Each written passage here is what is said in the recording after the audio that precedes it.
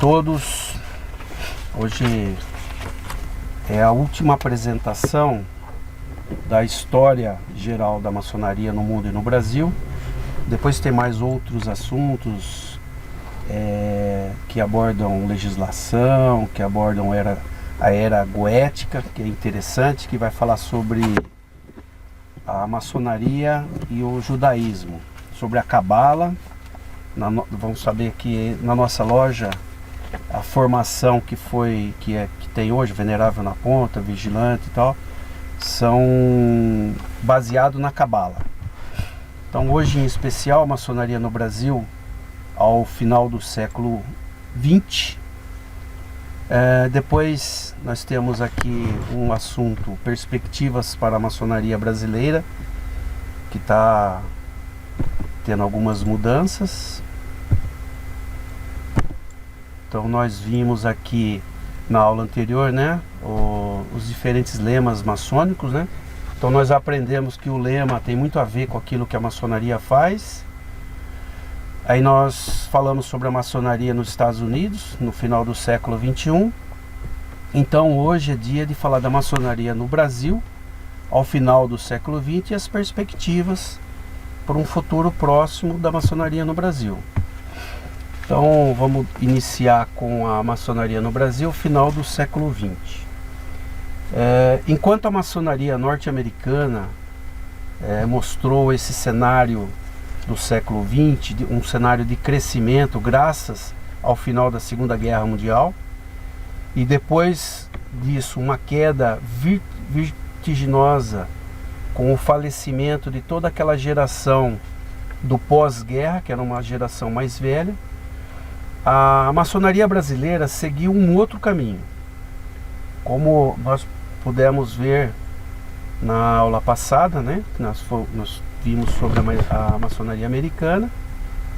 A maçonaria norte-americana, ainda pensando nesse cenário que foi apresentado, ela teve oportunidade de baratear seus custos com o retorno dos que foram para a Segunda Guerra Mundial, cobrar taxas mínimas como forma de atrair ao máximo os candidatos possíveis e assim expandir em número e ter uma maior massa de irmãos com a quantidade de membros, chegando a milhões, coisa que para ser possível foi necessária a adoção de algumas informalidades em apresentação em loja, né, nas vestimentas, nas reuniões e nos próprios comportamentos.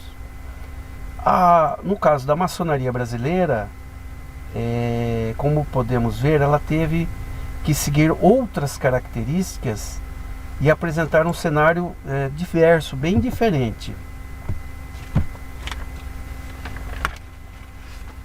Então, a maçonaria brasileira, ao final do século XX, ela se mostrou cara, e hoje em dia é considerada a maçonaria mais cara do mundo, extremamente formal, adota e exige ternos pretos e gravatas, mesmo estando num país tropical. A maçonaria brasileira encontra-se no momento fragmentada, como nós mostramos, né, nas duas grandes cisões ocorridas no século passado. A primeira cisão foi em 1927, com o surgimento das grandes lojas. A segunda foi no ano de 1973, com o surgimento dos grandes orientes e da Comag. Hoje, a maçonaria brasileira ela está sem programas sociais que destacaram o início do século XX. Afinal de contas, com exceção da Ordem de Molay, que é uma instituição internacional, a maçonaria brasileira não tem nenhum programa a nível nacional de caráter permanente, sem aquela relevância política social que a maçonaria tanto vislumbrava no início do século XX. E quando ainda elegia presidentes da República, ela foi atacada por denominações diversas, né, religiosas. E nós podemos observar a nossa maçonaria brasileira, se deu um caminho inverso da maçonaria americana, em especial pelos acontecimentos do século XX e por sua herança francesa de ativismo político, questionamentos a certas liberdades e como liberdade religiosa, coisa que a maçonaria anglo-saxônica ela não teve essa influência. A maçonaria brasileira seguiu um caminho bem diverso. Ela se viu totalmente dividida para manter as suas estruturas. Ela teve que aumentar seus custos, e o que gerou uma dificuldade de ingresso de novos membros pelo elevado custo.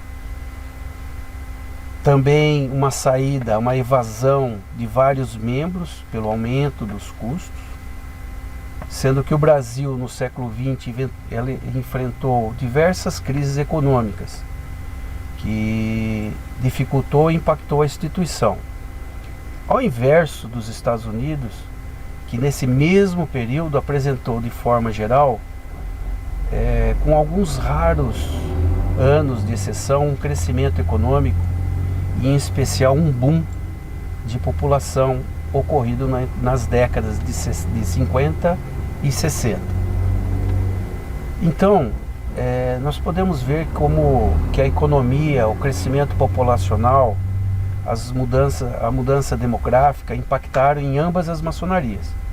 A norte-americana buscou se profissionalizar como organização de forma administrativa, buscou formas de ter um ganho de membros e um ganho em escala, e assim ela pôde investir em si mesma e em seus programas sociais. Ela entendeu que esses programas sociais traziam e atraíam novos membros e promoviam uma opinião favorável da população a respeito da instituição. Isso era uma preocupação, né? Especialmente através dos hospitais para crianças, que hoje está em torno de 1 milhão, ou um pouco passando de 1 milhão de atendimento de crianças por ano, e isso de forma gratuita.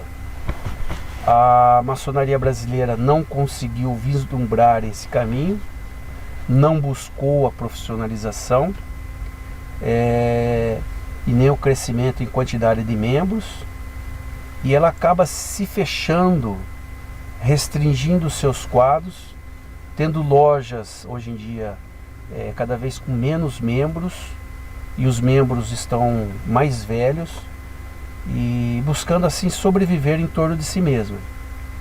E na realidade ela não buscou uma aprovação social, então não realizou os programas sociais, vivendo de glórias daquele passado, né, do século XIX, que foi intenso.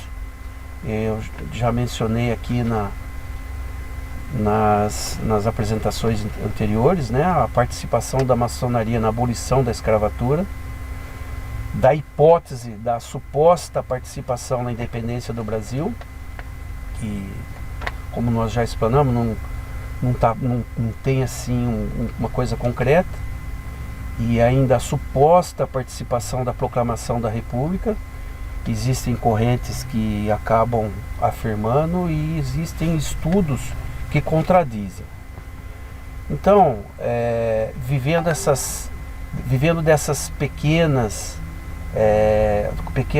acontecimentos do passado, sem construir um cenário positivo, né, para o futuro, foi assim que a maçonaria brasileira conseguiu concluir o século XX. Na verdade, ela ganhou mais inimigos do que aliados nessa busca pela perfeição moral e colaboração com a felicidade da humanidade, que na realidade foi sempre o objetivo, conforme os rituais e a literatura maçônica preconizam, tendo dado impacto, nesse impacto, né, que entrega isso tudo, entrega para o século XXI, e chega uma maçonaria brasileira um tanto quanto vista com aqueles olhos dos perseguidores da ditadura. Hoje a maçonaria brasileira ela está envelhecida, a média a média de idade é 61, 62 anos de idade, Esses membros que cresceram num período ditatorial, não tinham uma visão positiva quanto ao questionamento, quanto às mudanças que o mundo acabou enfrentando, tendo dificuldade de se renovar nesse cenário, já que as mudanças de geração ocorrem diferentemente do norte do nosso continente, especialmente nos Estados Unidos, que agora é uma geração atual que chegou à maioridade.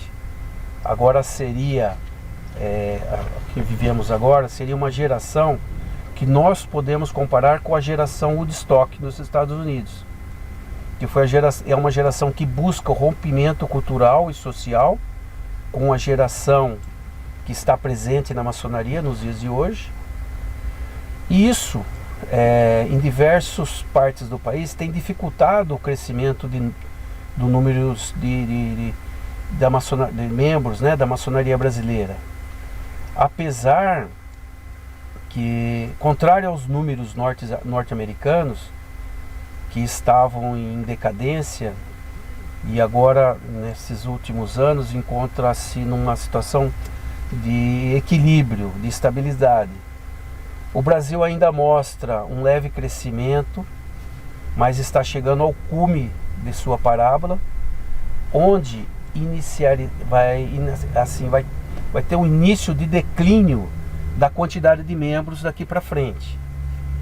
Então, isso é a maçonaria na atualidade. E agora nós vamos mudar para as perspectivas para a maçonaria brasileira nos próximos anos. Pode parecer redundante, mas eu vou estar me referindo aos anos antes de 72 e pós 72 por várias vezes, mas eu fiz dessa forma por proposital, para todos terem uma análise contextual das idades. Então, ao analisarmos o status quo da maçonaria brasileira do século XX e a atual situação em que ela se encontra, quais seriam, as perspectivas da maçonaria brasileira para os próximos anos do século XXI? Para isso, nós temos alguns fatos que eu quero abordar e analisar na busca de uma resposta. E então vejamos o nosso próximo quadro. O ciclo de vida de um maçom brasileiro, como já abordamos, está chegando ao cume da parábola. Então, o choque das gerações, das duas gerações que estão hoje dentro da maçonaria, com mais de 45 anos de idade, ou seja, os nascidos após o 1972 e aqueles com mais de 45 anos de idade, os nascidos anterior a 1972. Os pesquisadores usaram como base esse ano de 1972, e a quantidade de ano é aproximada, tá? Porque existe uma flutuação nesse período. E aquela com mais de 45 anos de idade, que nasceu antes de 1972. Então, o processo de internacionalização da maçonaria brasileira, com a fundação no território nacional de várias daquelas ordens que foram surgindo em outros países, também vieram para o Brasil, e como surgiu na Inglaterra, principalmente nos Estados Unidos, que promovia a chamada globalização maçônica. E como lema maçônico anglo-saxônico presente na Inglaterra e nos Estados Unidos, o lema que nós estudamos na aula anterior, que era o lema amor fraternal, amparo e verdade, vem impactando a maçonaria brasileira atualmente.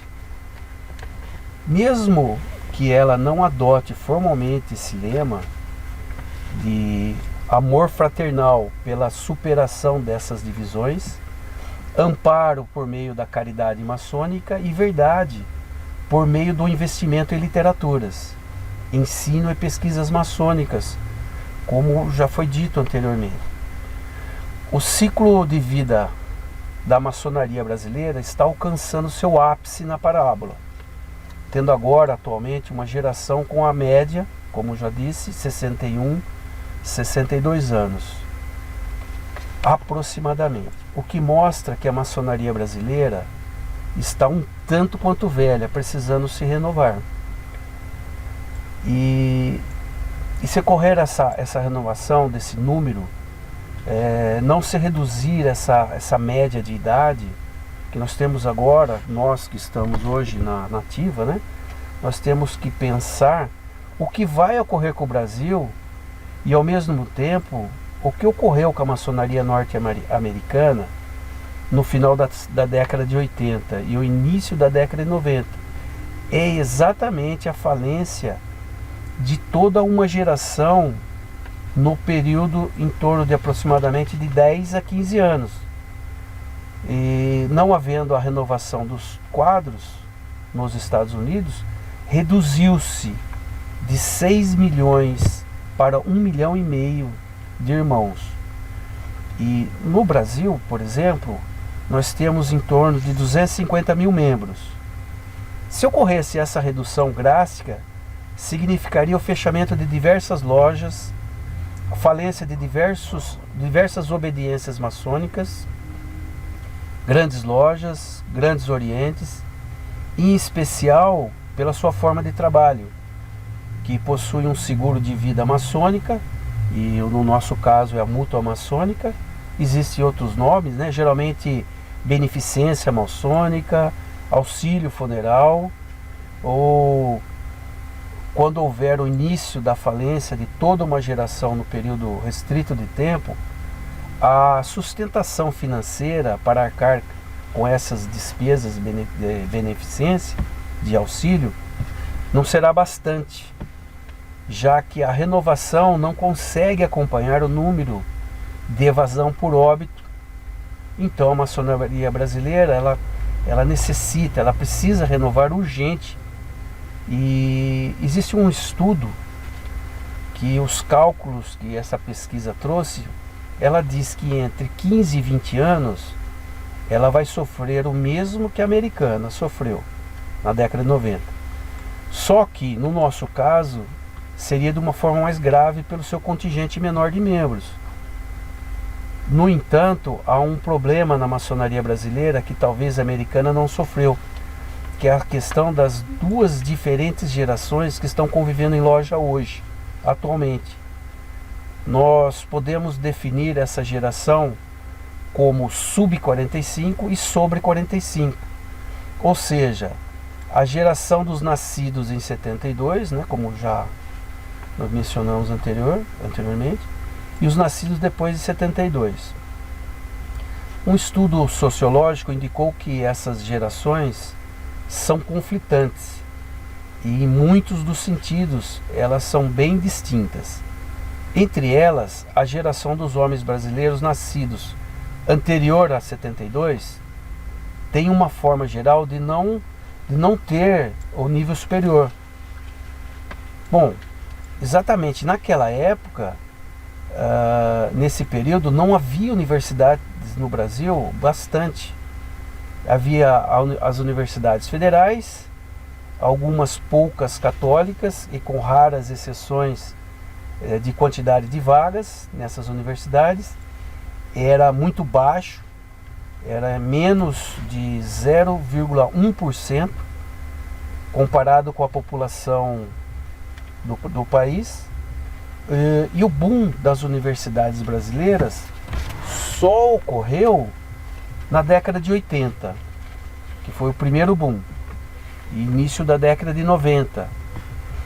E a segunda geração, que foi a abertura de mais universidades no Brasil, faculdades, centros universitários, só ocorreu a partir do ano 2000. Então, ou seja, a geração que aproveitou essa mudança educacional no Brasil foi a geração posterior a 1972, que é uma geração de educação de maneira formal, que possui o nível universitário. Já a geração antes de 72 não possui o hábito de leitura Isso segundo as pesquisas, tá? É óbvio que na nossa loja acontece alguma coisa diferente disso. No Brasil havia poucas editoras antes de 1972. Só para vocês terem uma ideia, só a cidade de Buenos Aires, ela tinha mais livrarias que o país todo, que o Brasil todo.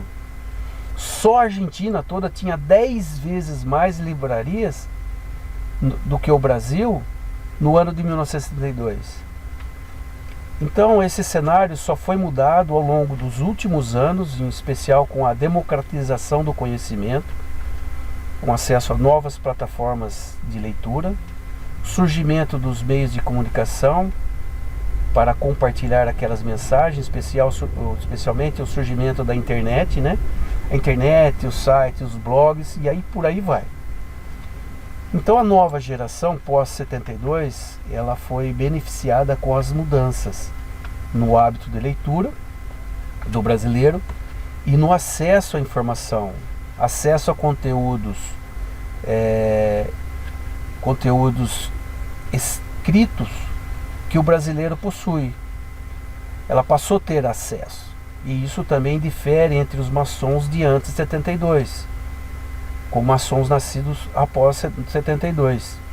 Aqueles maçons antes de 72, ele cresceu e foi educado no período ditatorial. Então temos ainda muitos maçons presentes que são lendas da ditadura Vargas. Eles enfrentaram também a ditadura militar. E nesse período o sistema de ensino era tradicionalista, em que um professor era uma autoridade máxima, não incentivava as perguntas, inclusive era proibido, né, fazer perguntas ao professor, e o motivo disso é porque ele era um mestre e não deveria ser interrompido, enquanto que após a fase de Paulo Freire, o surgimento de outros sistemas e métodos de ensinos como Piaget, Montessori e vários outros, os alunos, seguindo um modelo mais construtivista, que há um incentivo ao questionamento, à pergunta. Existe uma liberdade de se questionar. Não havia no período antes da ditadura,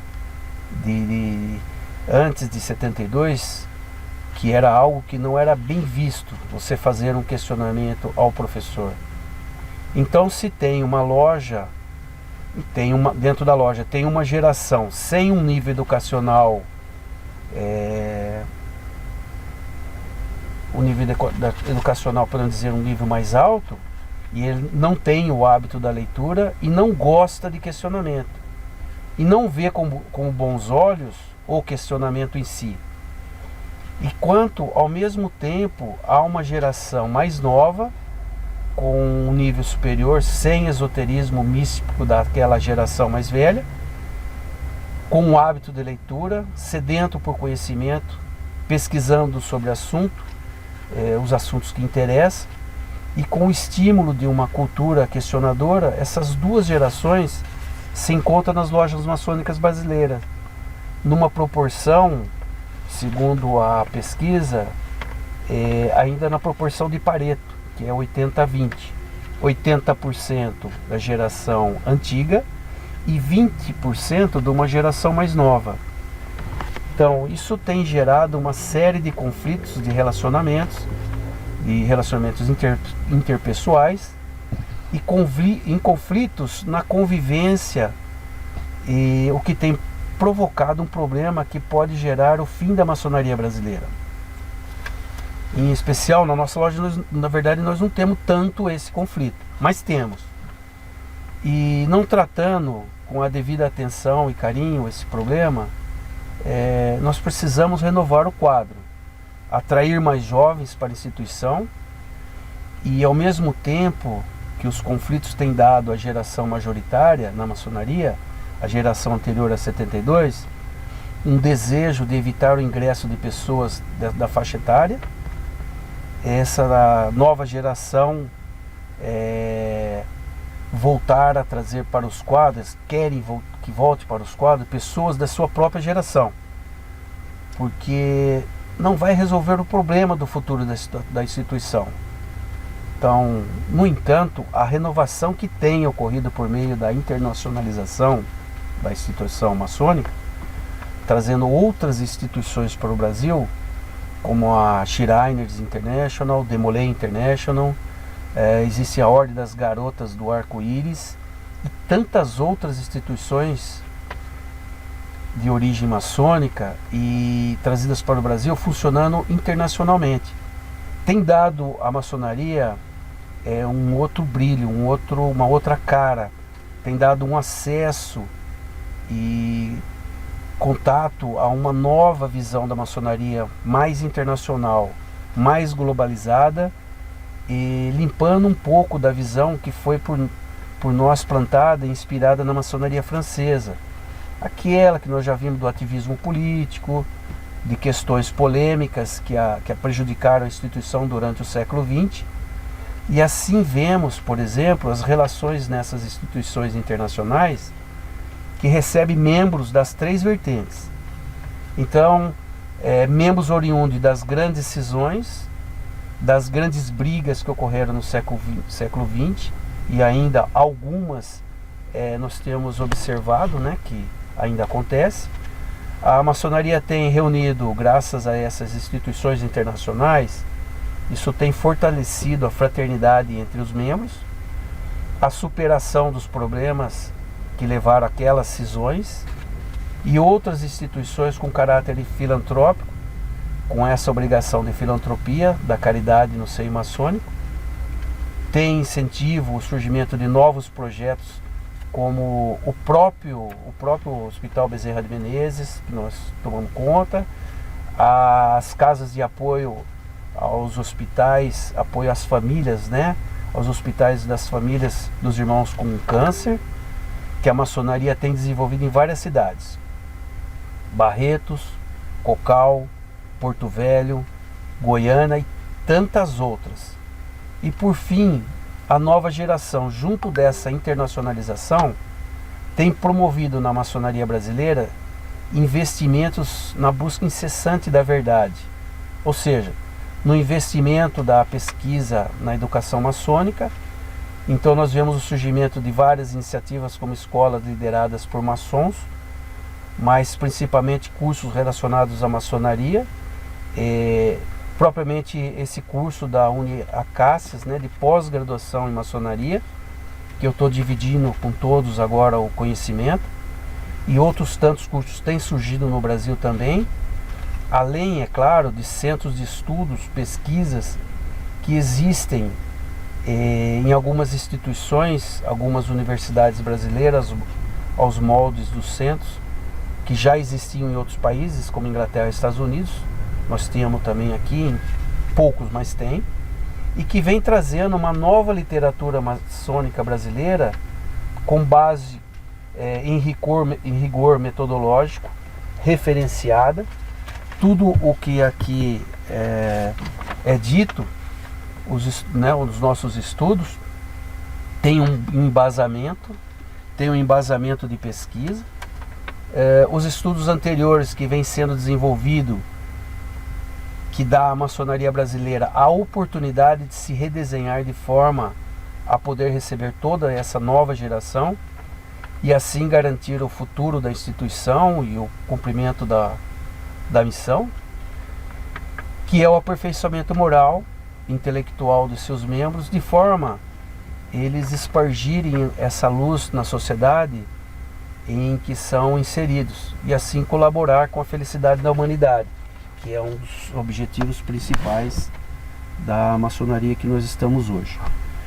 Agora eu gostaria de abrir a discussão sobre o choque de gerações que conseguimos identificar em nossa loja, na Verdadeira Luz, e quem sabe seria uma forma de redesenhar a maçonaria, auxílio, né? Fazer um auxílio na própria maçonaria em que nós vivemos hoje, porque como o problema já foi identificado, quem sabe uma discussão dessa nós podemos ajudar a maçonaria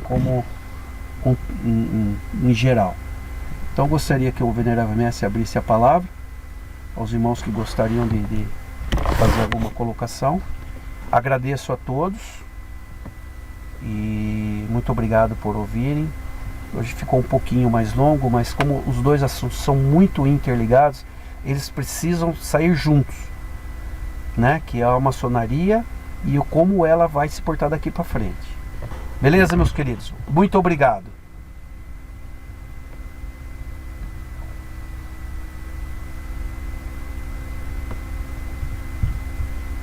Muito bom.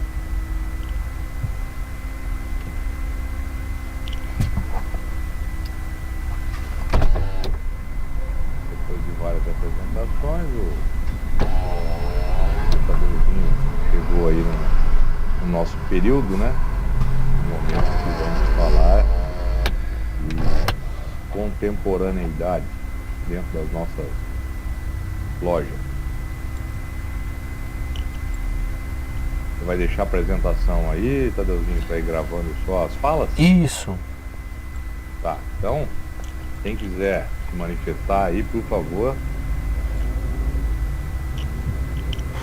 Vamos falar da contemporaneidade. Das diferenças. De idades aí que nós estamos vendo, não só dentro da nossa própria loja, mas aquilo que a gente conhece e sabe que está acontecendo em outras também, né? De outras potências, de outras lojas. Posso iniciar? Vamos lá. Claro. Nós tivemos aqui a iniciação do nosso irmão, que é professor lá, como é que é o nome dele? Felipe. O irmão Felipe. E quando ele realizou as primeiras apresentações na loja, nós já notamos uma diferença muito grande. Primeiro, na didática, no conteúdo, na forma e na busca. Então são 4 itens que, quando eu estava definindo esse assunto, e o Felipe, eu acredito que o Felipe é o mais novo membros da nossa loja. Então eu acredito que começar por ele seria bem interessante. A forma das apresentações dele foram muito boas, as pesquisas foram muito ótimas, a colocação, a forma na verdade, nós quando fazíamos a apresentação, ela seguia um padrão, fazia uma leitura e depois dessa leitura todo mundo aplaudia e era o padrão. Então buscava-se na internet um texto, fazia a leitura e depois era padrão. Isso vem acontecendo continuamente. Agora, depois da fase dele, inclusive as coisas que eu falei, puxa vida, o Felipe é um menino novo e eu preciso de apresentar alguma coisa perto da referência dele. Então, assim, eu senti bastante a necessidade de ter irmãos mais novos. Agora, se alguém quiser continuar, eu abro a palavra. Venerável, Alfredo, tá? Fala, diga, Alfredo. Não, só para uma colocação em cima do que o nosso irmão Tadeu está dizendo, eu acho que o grande problema, como ele falou, ele está dando um exemplo do nosso irmão. Eu acho que aí um pouco cabe a todos nós também, que estão lá, a escolha dos candidatos também, a forma de como escolher. Porque o que está vendo é o seguinte, a necessidade, às vezes, de uma reposição, como foi falado. Que hoje nós temos necessidade de colocar mais irmãos, de aumentar o nosso quadro, que está sendo... Mas isso também não torna-se um pouco perigoso, que a necessidade, às vezes, de você ter que colocar ou de colocar mais irmãos para que a gente possa atender algumas, eu acho que isso não seria o ideal. O ideal é hoje nós temos qualidade também dentro da loja, procurar ter ações que possam realmente trazer benefício. Agora, não adianta muitas vezes o número de irmãos, como foi falado agora, e que não esteja totalmente preparado. Porque hoje a gente vê que a realidade é outra, mudou do que era antes. Nós temos, como foi falado, a internet, temos... O pessoal hoje, quer dizer, quando quer saber alguma coisa a respeito, está entrando em algum... está sabendo muito mais coisas em leituras aí do que... Então, eu acho que a preparação aí é fundamental do candidato para que a gente possa ter não a nossa, em nossas lojas. Esse é o meu ponto de vista. feito lá. Isso aí, tem mais. Eu vou falar também. Opa, Diga, desculpa, Chagas. pode falar, Chagas. Dentro desse contexto, senhores, é importante que a gente saiba que a sociedade, de uma maneira geral, não é só para a maçonaria. Para todas as instituições, é difícil você pensar pessoas dentro desses requisitos que a maçonaria e outras instituições pós-72, ou pós-80, pós-84, 85, e até mais, né? Chegar lá em 2000, esse grupo social é totalmente adverso em termos de moralidade, em termos de comportamento, em termos de uma série de coisas que não se encaixa dentro daquilo que a maçonaria exige como requisito. E quando a gente fala de maçonaria são pessoas, viu? É você que escolhe o irmão, é você que vai pensar os bons costumes lá. Então, assim, a responsabilidade é sua na hora de escolher. E é difícil você conseguir um indivíduo dentro desses critérios. Outro item também, que eu já frequentei alguns bairros, alguns outros, e aqui por Rio Claro, a gente percebe isso nitidamente. Nós tínhamos membros dessas instituições, inclusive da maçonaria, que financeiramente construíram edificações sozinhos. Porque eram empresários, porque era dono de um potencial financeiro enorme. Hoje nós temos desse outro nível, dessa outra geração, pessoas que é assalariado e às vezes ele não tem condição de pagar a nota. E aí? Então o universo de pesquisa, o universo de busca, o universo social, o universo de comportamento está sofrendo uma alteração muito forte e que essa geração anterior ela tem dificuldade de fazer essa busca por esse novo irmão que seja tecnicamente qualificado, que financeiramente tenha um potencial razoável, que tenha um comportamento social, que tenha possibilidade de busca, de socialização. Esses itens todos a gente percebe visivelmente e dentro da própria nossa, querendo tapear o irmão, o indivíduo querendo passar a perna nele, achando que é o mais esperto do mundo. Então, assim, dentro desses critérios, nós temos uma série de dificuldades para fazer com que as gerações futuras e as lojas, e a loja de uma maneira geral, se sustente, se amplie e se busca realmente a continuidade dos trabalhos que nossos antepassados fizeram. Parabéns ao Teodezinho pelas colocações e pela exposição. Obrigado. Posso? Obrigado, Chagas. Vamos lá, Zanella. Tadeu, parabéns aí, deixar registrado aí para os anais da internet, não só essa apresentação, como todas as demais anteriores, muito trouxe para a gente em discussão, e eu acho que o que falta hoje, e eu não me excluo disso, tá? Sou bem sincero para vocês, o que falta no maçom é um negócio chamado humildade para reconhecer que ele não sabe tudo. Cada pessoa em si, ela você não pode chamar ela de totalmente burro ou totalmente inapta, cada um tem um talento, né? Essa é a questão da multi-inteligência, né? Inteligências múltiplas. Então você tem pessoas Alemão, com tô só por habilidades cima de manuais, seu cabaço aí agora de tarde. essa parte não saiu de mim não, hein? Do cara tá comendo bergamota aí, não foi comigo não. Você vazou aí. E é o seguinte, a questão da humildade, que eu digo é assim, ó, o maçom quando ele chega mais novo, eu digo mais novo não é questão de idade não, é questão de ser iniciado mesmo na loja, né? Ele chega com uma certa vontade, muitas vezes ele vai conversar com algum irmão mais antigo e por até uma falta de estudo ou falta de conhecimento do assunto, você vem com aquela história, isso aí você vem no próximo grau, isso aí não é coisa para aprendiz. Existem algumas limitações, ok, existem, de fato existem.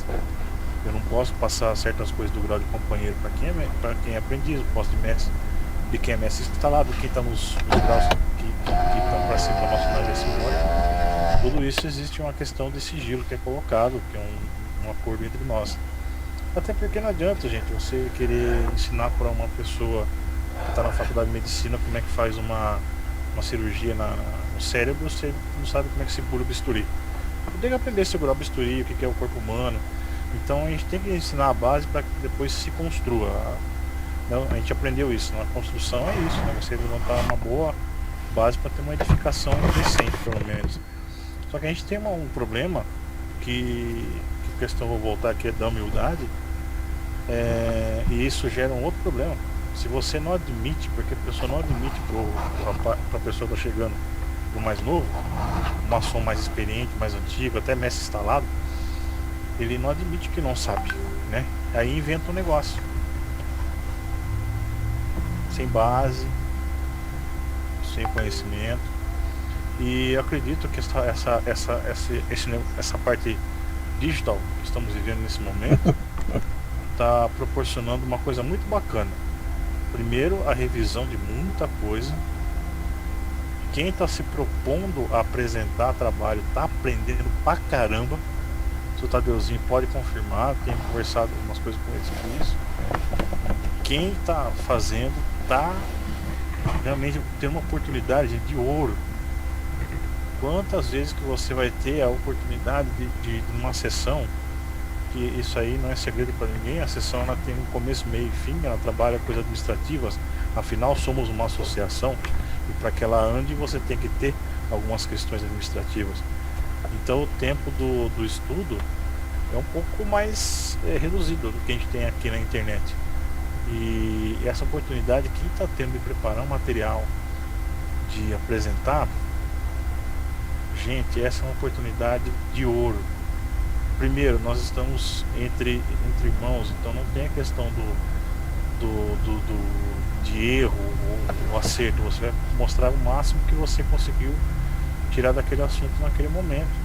E aqui nesse momento, nessa pós-apresentação, você vai ouvir palavras que possam te ajudar, tá? Então eu sei que parece bobagem algumas coisas que eu tô falando aqui, mas a gente tem que ter um pouco de humildade de realmente falar para um aprendiz que pergunta uma coisa para você, fala assim, ó, isso no momento eu não sei, mas eu prometo que eu vou te trazer na próxima sessão uma resposta, eu vou te indicar algum livro, algum site, alguma fonte para que possa pesquisar. Então eu gostaria de pedir um compromisso com todos aí, não ficar uma situação assim, alguém perguntar um negócio, já sair que nem louco falando alguma coisa nada a ver, ou falar isso é coisa de outro grau. Se for realmente de outro grau, mas dá um encaminhamento para aquilo lá. Nem tudo é explicado nos graus seguintes, muita coisa pode ser explicada. Por exemplo, todas essas matérias que a gente está vendo aqui com Tadeuzinho de história da maçonaria, é tudo história, gente. Não tem nada aqui que é um segredo mirabolante, é tudo história. Faltou alguém pesquisar, concatenar e passar pra gente. E a gente diz, nossa, muitas coisas eu não vi aqui. E alguns detalhes passa mesmo, né? A gente não tem obrigação de saber tudo, mas a gente tem, acho, uma obrigação com a gente mesmo de ser um pouco mais honesto nesse sentido e tentar passar não uma postura assim, por eu ter mais tempo em maçonaria, eu sei mais do que você. Talvez eu tenha mais experiência, sim. Eu acho que o tempo que você já faz parte de alguma associação, de alguma ordem, de alguma coisa, te proporciona mais tempo de rodagem. Mas você pode ter rodado com pneu murcho, você pode ter batido algumas vezes. Isso é apontando para as experiências, né? Para que a gente possa chegar, mas tem que ter esse cuidado, sabe? E muitas vezes a gente se deixa levar por uma vaidade de, poxa, não vou saber responder pro cara que entrou faz 2 semanas. O cara chega e pergunta um negócio que você talvez nunca viu. Abraça isso como uma oportunidade de pesquisa. Você vai ver que tem muita coisa para você estudar, muito para se discutir e colocar até em questionamento aquilo que você entendia até então. Desculpa ter falado um pouquinho mais aí, mas eu acredito que é mais isso do que escolher quem vai entrar aqui para a maçonaria, gente, é 50%. Você conversa com a pessoa e vê se ela realmente tem alguma coisa, mas daí para frente depende muito da pessoa, né? Só que a gente tem que também criar um ambiente que seja propício para que aflore aquilo que é de melhor nessa pessoa que está entrando. E eu vejo muita falta disso. Simplesmente a gente corta, simplesmente deixa de lado, simplesmente a gente não dá atenção. E aí você tem uma evasão enorme da maçonaria de pessoas mais novas, né? Porque elas não estão encontrando muitas vezes respaldo ou estão sendo colocadas de escanteio porque a pessoa que foi perguntada não sabe responder e tem mais tempo de casa. Isso. Excelente, Paulinho. Vai lá, Tadeu. Vocês me desculpem, acabou minha bateria, eu não peguei nada. Voltei agora. Vamos lá. Eu quero ouvir mais um pouco aí. Tá na minha vez já? É que você pediu a palavra, então vamos ver se mais alguém vai falar mais alguma coisa. Aí depois você volta. Beleza. Quem é o próximo, então? Fala. Diga, Théo. Na verdade é muito interessante esse assunto, dentro de tudo que foi falado, e eu lembro também numa palestra que eu participei sobre conflito de gerações. Cabe bem aqui, eu vou até tentar conseguir ela novamente. E ela fala isso, que em 2018, se eu não me engano, foi onde aconteceu todas as gerações juntas, trabalhando juntas e convivendo juntas ali dentro da indústria, né?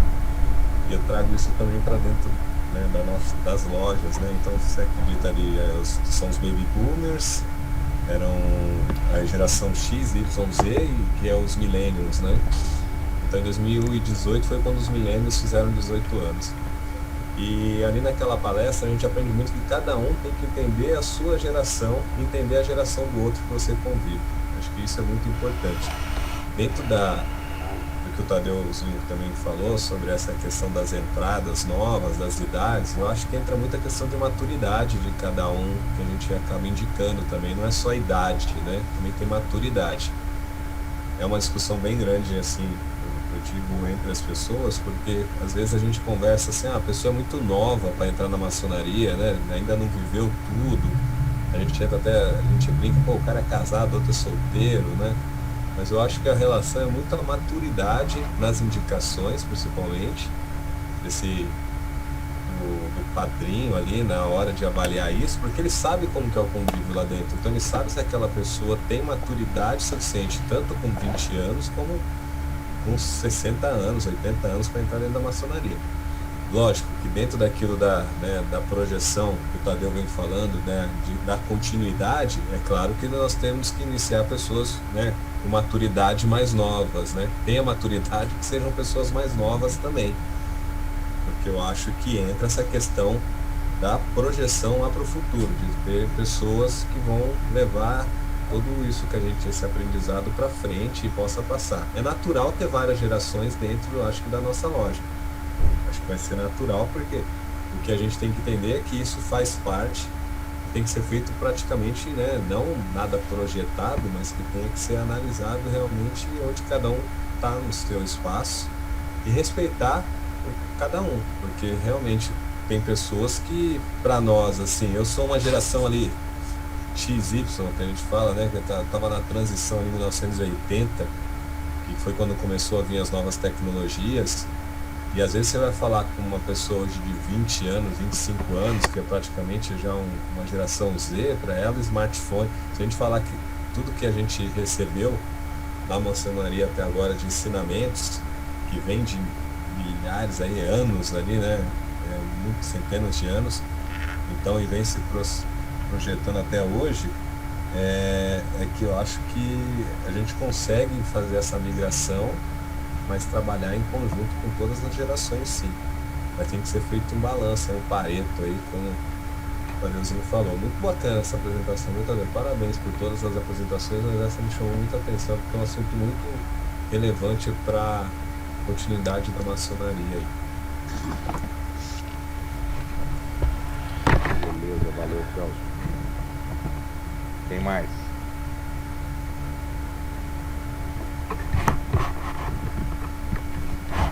Alguém vai falar?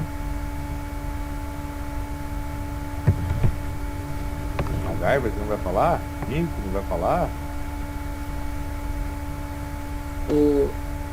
Meus irmãos, primeiramente, parabenizando o Tadeuzinho. Fantástico esse tema também, essa explanação aí. A palavra humildade aí, né? A gente foi dito aí pelo nosso irmão Paulinho, a gente tem visto não só no dia a dia, a gente tem visto a mudança, né? Talvez comportamental das gerações, como o Celso disse, existem essas gerações Y, X, Y, Z, né, Celso? Então, mas eu acho que a essência em tudo, ela faz parte do passado, do presente e eu acredito no próprio futuro também. Teve um ponto aí que o nosso irmão Tadeu comentou a referente até os trajes, né? E coincidentemente, não, claro, pelo amor de Deus, não quero. Eu estava vendo hoje lá em Mogi, trabalhando em Mogi, e eu não sei se eu criei uma resistência, mas eu acredito que não. Eu acho que o traje hoje até de um representante, eu acho que não deve ser de camiseta. Entrou um colega novato, tá, vindo de uma região grande, que é Jundiaí, Campinas ali, e uma calça, para mim naquela época a gente falava pula brejo, né? Sem meia. Eu falei, meu Deus, é um comportamento, né? Sei lá. Eu falei, será que eu estou sendo resistente a essa mudança agora? Eu acho que não. Né? Então, eu acho que o respeito, né, pelas diversidades, pela maneira de comportamento, mas eu acho que a essência, ela é tudo. Eu acho que a maçonaria, eu acredito que tem muita coisa que ela tem que ser seguida, na minha opinião, né? De uma forma do passado, né? E a humildade, eu acho que ela faz parte aí de qualquer tipo de segmento, qualquer trabalho, qualquer loja, nas lojas.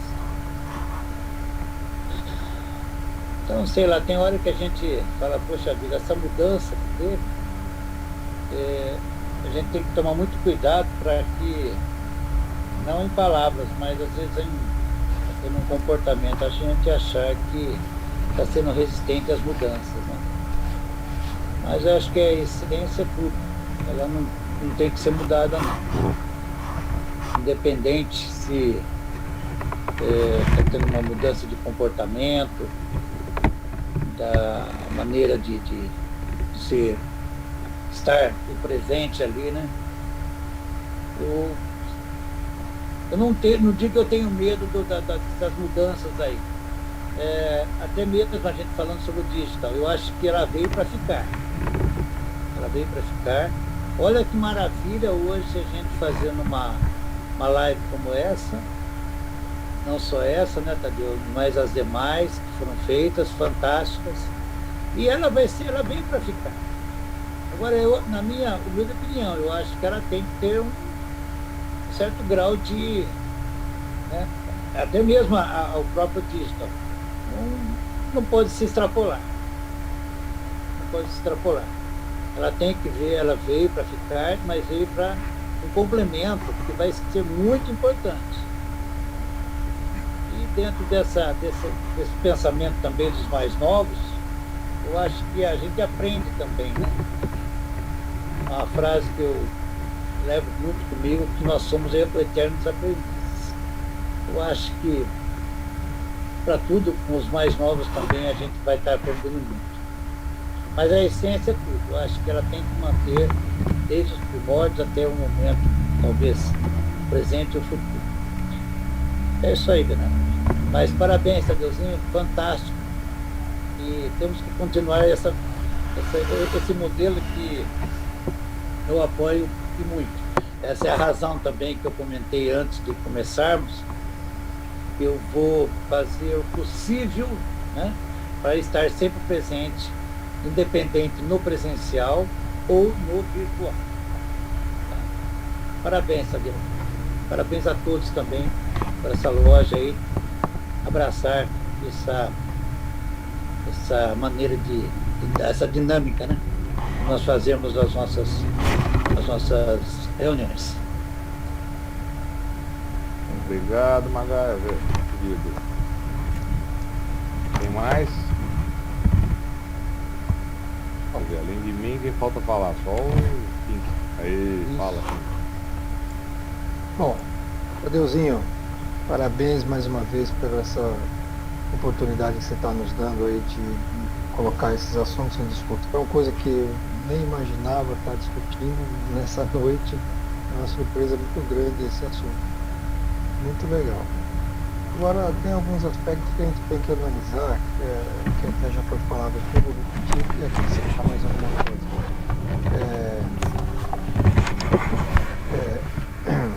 Que o Paulo Zanella falou, fugiu a palavra aqui. Paulinho, dá uma ajuda aí. Bom, eu acho que a gente tem que... Humildade, enfim. Humildade, isso. A humildade é uma coisa fundamental, mas eu acho que tem mais coisas, mais aspectos para a gente analisar, que é a coerência. A coerência eu acho que é fundamental no seguinte sentido, que se a gente está sempre pregando, sabe, que nós somos eternos aprendizes, não tem esse negócio de falar que você achar que sabe. Você está sempre aprendendo, você tem que estar sempre pronto, coração aberto para receber informações novas e passar aquilo que você aprendeu, mas passar aquilo que você realmente aprendeu. Honesto, coerente com você mesmo. Você sendo honesto, coerente com você mesmo, você está sendo com os outros. Tá? E a questão da maturidade, porque nem sempre idade significa maturidade. Você vê muita gente jovem, madura, e gente de mais de idade que não tem maturidade. E vai ser difícil ter, talvez não consiga ter. Cada um de nós temos uma bagagem cultural que a gente carrega. E que é isso que a gente se manifesta, né, nas reuniões. É isso que a gente manifesta, a sua bagagem cultural. Aquilo que você aprendeu, você vai colocar, exteriorizar aquilo que você aprendeu. E se você não está aberto a aprender mais coisas, você para naquilo ali. Não consegue também acrescentar mais nada para ninguém. Não vejo assim como sendo um conflito de gerações, mas eu vejo como sendo as gerações convivendo. Não de forma conflitante, mas de forma harmônica. Eu sempre vi dessa forma, por mim. Sempre encarei dessa forma. E respeito desde a pessoa, o mais novo aprendiz até o mais antigo maçom da loja. Da mesma forma. Respeito da mesma forma. Não vejo diferenças. Porque a gente tem que procurar ser coerente, sabe? Aquilo que você defende, aquilo que você prega, tem que ser aquilo realmente. De falar uma coisa e fazer outra. Mas é muito bacana, Tadeuzinho, colocar esse assunto aí pra gente discutir e discutir o futuro, né, da maçonaria. Eu acho, mais uma coisa, que essa questão assim, de trajes e usos, costumes, o rito escocês, ele é dessa forma, ele é bem rígido. Ele não permite ele não tem maleabilidade. E a maior parte das lojas brasileiras são do rito escocês. A gente começa a discutir até o futuro do rito, né? Será que até que ponto esse rito que ingessa muito, ele não vai interferir no futuro da maçonaria. Não que a gente tenha que mudar o rito, não é. Mas pensar nisso. Talvez lá na frente seja interessante aceitar ou discutir essas mudanças. Né? É isso, meus irmãos.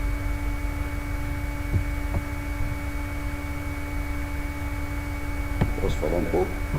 Claro, vai lá, Fidel. Bom, meus irmãos, pelo que eu entendi do debate que eu perdi, desculpe, perdi, porque boa bateria e foi uma complicação. Mas, enfim, com o conflito de geração dentro da maçonaria, nós temos que pensar também que a maçonaria é uma ordem regulatória. O rito, como o Chico falou, ele tem toda a sua ritualística, que nós não podemos perdê-la. Existe como é que eu vou te falar? A escala,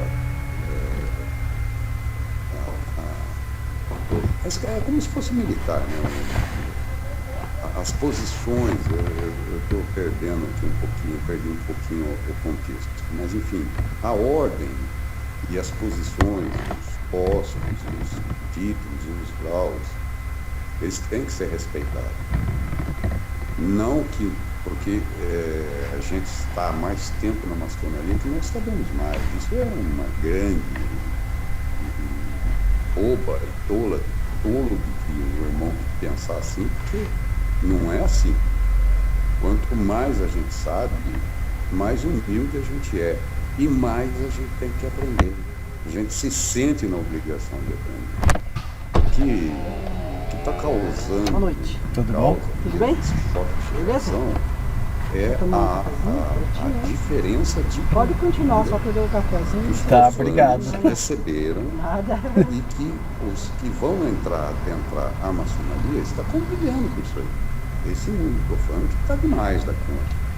Mas nós temos que entender que o mundo evolui, o mundo vai, mas precisa ver para que ponto vai essa evolução, para onde vai essa evolução, qual a direção, qual é o rumo, o que é o certo, o que é o errado. O certo é desrespeitar a família, a ordem, hierarquia, a palavra que eu estava falando do rito, que eu me lembrei agora. Toda a hierarquia social não é aquela hierarquia social, a hierarquia da maçonaria, mas você tem o pai, a mãe, o avô, o tio, o sobrinho, todos têm que ter respeito. E todos têm que se respeitarem mutuamente. Estou falando um pouco da maçonaria e um pouco do mundo profano, que é o choque que eu vejo, não é dentro da maçonaria, é a convivência entre a maçonaria e o mundo profano. Isso está demais, porque para nós toda a maçonaria é conservadora, senão nós não manteríamos um rito, nós não manteríamos uma ritualística, nós não manteríamos uma hierarquia, não teríamos nada. Então, é claro, vamos pensar nas gerações que advêm, vamos buscar os novos, mas os novos têm que ser tratados comumente, como um de nós. Eu falo os aprendizes, todos que entram na loja, eles têm que ser tratados como membros da nossa família. Eles têm que ser tratados como pessoas que é o futuro da maçonaria. Então, quando a gente pensa nisso, nós não estamos entrando em choque. O choque é para o aprendiz quando ele pega a ritualística, quando ele debate com aquilo.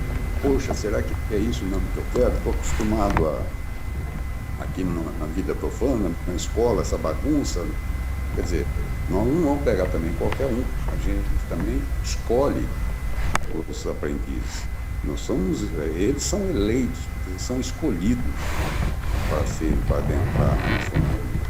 Então, esse assunto, eu acho que nós deveríamos debater muito mais, não é numa simples reunião, não. Muito bem, Tadeu, pelo assunto, pelo posto aqui na reunião, porque é um assunto que vai longe, tem muito assunto para isso, ok? Parabéns, Tadeu, parabéns a todos os irmãos aí pela presença, né? E também por estarem ouvindo aí, para ele ficar falando aí para vocês. Beijo no coração de todos.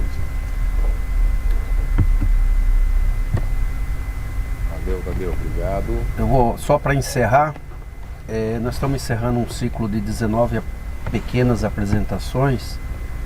Eu não posso falar? Perdão, pode falar. Não, tudo bem, não posso falar. Não pode sim, então. esqueci, perdão. Foi sem querer. Foi sem querer, querendo. Então vou resumir muito. Se eu fosse falar tudo que falaram aí, se eu fosse acrescentar alguma coisa, dar pitaco em alguma coisa, eu ia falar uns 40 minutos aqui.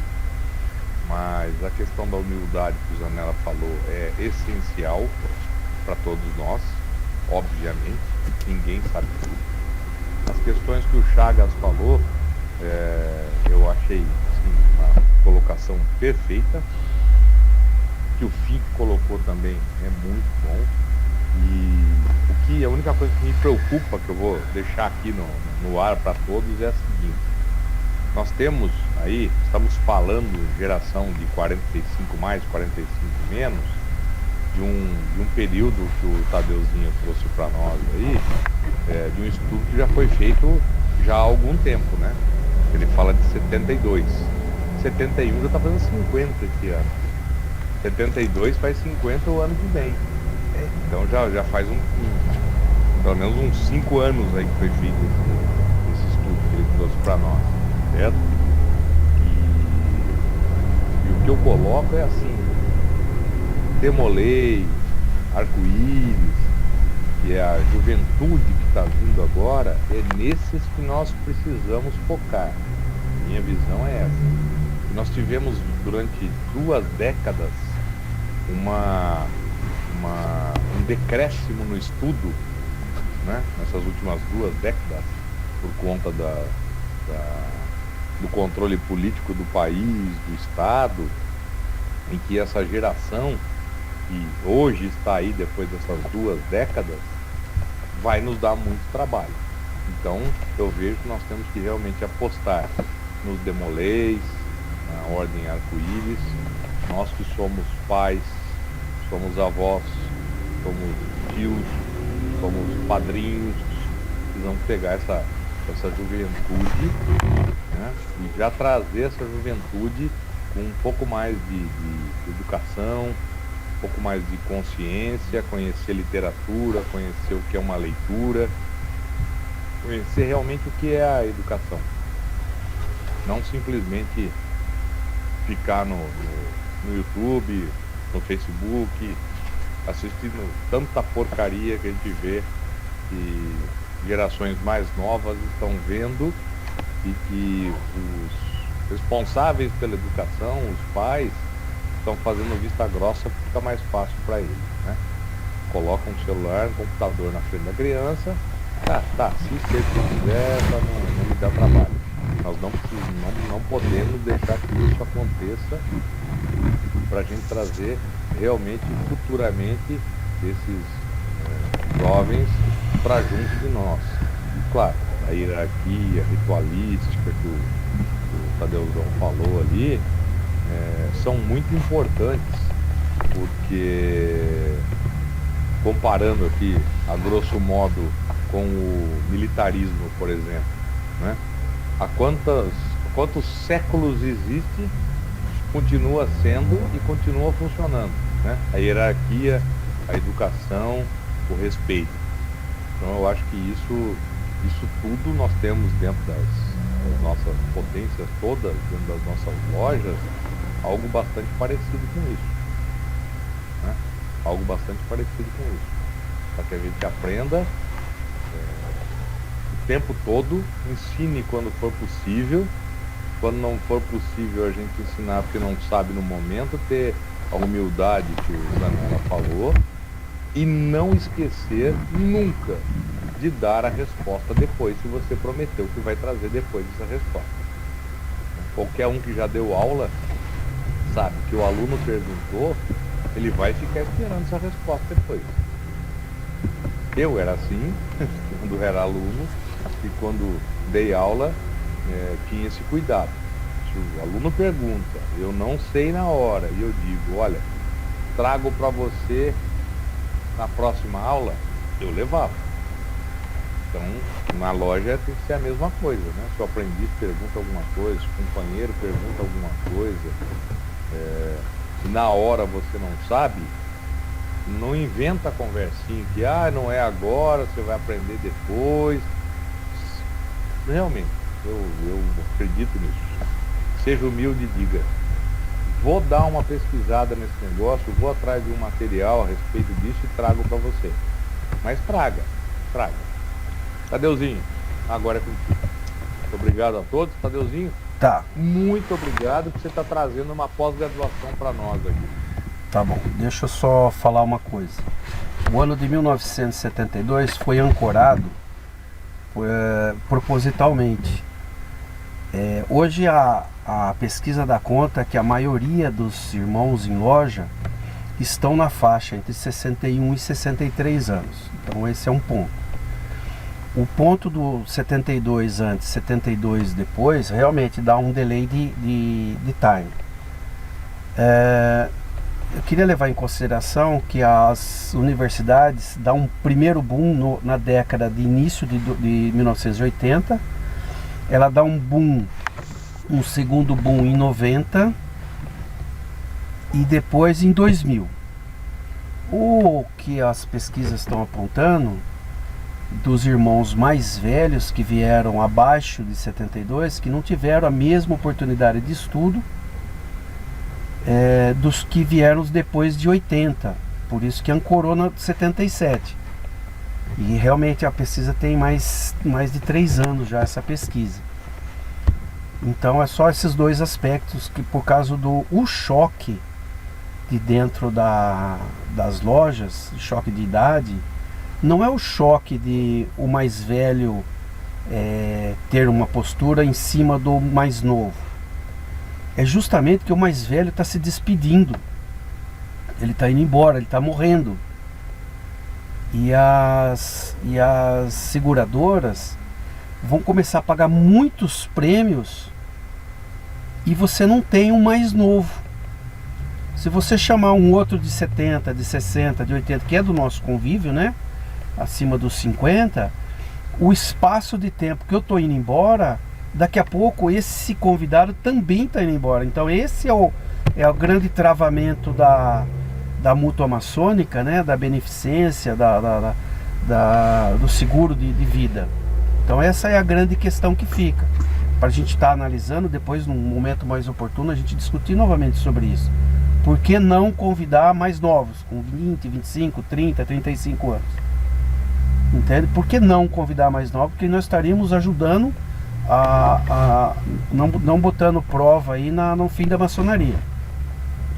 São só esses pontos. Agora nós estamos encerrando o ciclo lá de 19 apresentações sobre a história da maçonaria no mundo e no Brasil. Então nós ficamos sabendo que existem 3 grandes teorias do surgimento da maçonaria. Passamos pelos problemas dos grandes orientes até a fundação das grandes lojas unidas da Inglaterra.